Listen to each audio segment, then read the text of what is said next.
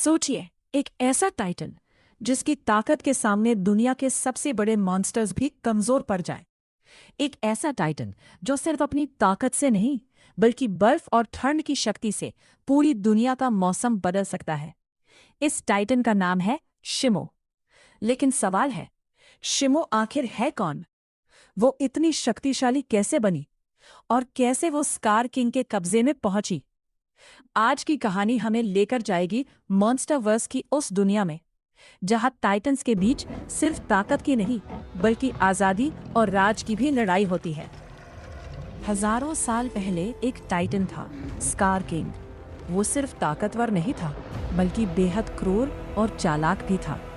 Scar king चाहता था कि सभी टाइटन्स उसके सामने झुके, लेकिन शिमो की शक्ति देखकर उसे समझ आ गया कि अगर शिमो उसके नियंत्रण में आ जाए तो वो बाकी टाइटन्स पर भी अपना राज कायम कर सकता है। यही से शिमो की जिंदगी बदल गई। स्कार किंग ने शिमो को अपने नियंत्रण में कर लिया और उसकी शक्तियों का इस्तेमाल अपने फायदे के लिए करने लगा। शिमो को खुद आज़ाद होना चाहती थी, लेकिन स्कार किंग के सामने उसे मजबूरी में उसकी आज्ञा माननी पड़ती थी। गॉडजिला से टकराव। स्कार किंग की महत्वाकांक्षा धीरे धीरे बढ़ती गई। उसने टाइटन्स की दुनिया में अपना प्रभाव फैलाना शुरू किया, लेकिन एक टाइटन उसके रास्ते में सबसे बड़ी रुकावट था, गॉडजिला। गॉडजिला पृथ्वी के टाइटन्स के बीच संतुलन बनाए रखने वाला एक शक्तिशाली टाइटन था। स्कार किंग और गॉडजिला के बीच टकराव हुआ। इस संघर्ष में शिमो भी स्कार किंग के साथ थी। शिमो की बर्फीली शक्ति इतनी खतरनाक थी कि उसने गॉडजिला को भी चुनौती दी, लेकिन आखिरकार स्कार किंग की सेना हार गई। गॉडजिला ने स्कार किंग को रोक दिया और उसे हॉलो अर्थ की गहराइयों में पीछे हटना पड़ा। लेकिन कहानी यही खत्म नहीं हुई। हॉलो अर्थ में स्कार किंग ने अपना साम्राज्य बना लिया। वो कॉन्ग और दूसरे टाइटन्स पर भी अपना नियंत्रण स्थापित करना चाहता था, और उसके पास सबसे बड़ा हथियार थी, शिमो।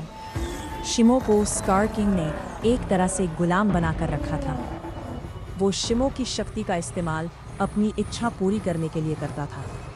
शिमो की बर्फीली शक्ति से वो अपने दुश्मनों को जमा सकता था और बड़े इलाके को बेहद ठंडा कर सकता था। लेकिन शिमो के अंदर अब भी आज़ादी की इच्छा मौजूद थी। गॉडजिला और कॉन्ग की टीम। इसके बाद कहानी एक बड़े मोड़ पर पहुंचती है।